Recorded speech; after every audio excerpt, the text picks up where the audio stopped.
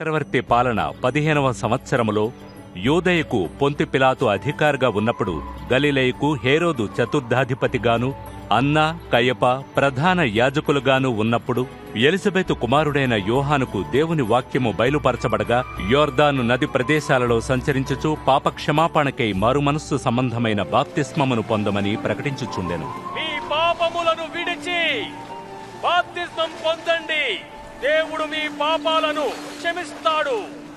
ప్రవచనము ద్వారా ప్రవక్త అయిన యెషయా ప్రవచనం పలికినట్లుగా అరణ్యములో ఒకడు కేకలు వేయుచున్నాడు, ప్రభువు కొరకు మార్గము సిద్ధం చేయుడి, ఆయన రాకకు త్రోవను సరళం చేయుడి. ప్రతి లోయ పూడ్చబడాలి, ప్రతి కొండ మెట్ట చదును చేయబడాలి, వంకర మార్గములన్నీయు సరిగా చేయబడాలి, గరకు మార్గములన్నీయు నున్నగా చేయబడాలి. అప్పుడు ప్రజలందరూ దేవుని రక్షణను చూస్తారు. ఓ సర్ప సంతానమా, మమ్మల్ని ఏం చేయమంటారు?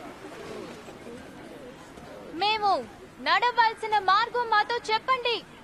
మీలో ఎవరికైనా 2 అంగీలుంటే ఏమీయూ లేని వానికి తప్పకుండా ఇవ్వాలి. ఆహారమున్నవాడు తప్పక పంచుకోవాలి. బోధకుడా, మేము పన్ను వసూలు చేయువారము, మరి మేమేం చేయాలి? నియమించిన దానికంటే ఎక్కువ తీసుకోవద్దు. మరి మా సంగతి ఏంటి? మేమేం చేయాలి? ఎవని వద్ద బలవంతముగా డబ్బులు తీసుకోవద్దు, ఎవని మీదను అపనింద మోపవద్దు. మీ జీతంతోనే తృప్తి పొందండి.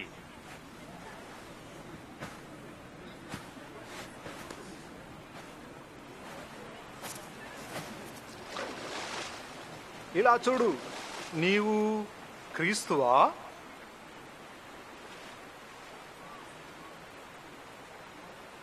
నేను బాప్తిస్మము నీళ్లలో ఇచ్చుచున్నాను, అయితే నాకంటే శక్తిమంతుడొకడు వచ్చుచున్నాడు. ఆయన చెప్పుల వారును విప్పుటకు నేను పాత్రుడను కాను. ఆయన పరిశుద్ధాత్మతోనూ అగ్నితోనూ మీకు బాప్తిస్మము ఇచ్చును. ఆయన చేతిలోనున్నది. ఆయన తన కళ్ళమును బాగుగా శుభ్రము చేసి గోధుమలను కొట్టులో పోసి ఆరని అగ్నితో పొట్టును కాల్చివేయును.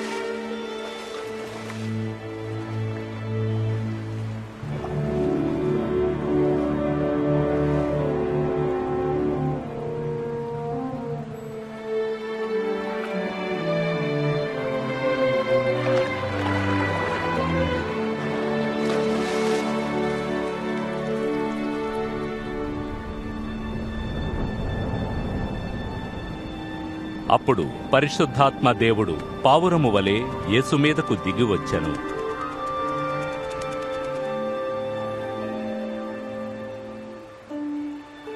అప్పుడు ఒక శబ్దము ఆకాశము నుండి ఇలా పలికెను, నీవు నా ప్రియ కుమారుడవు, నీ యందు నేనానందించుచున్నాను.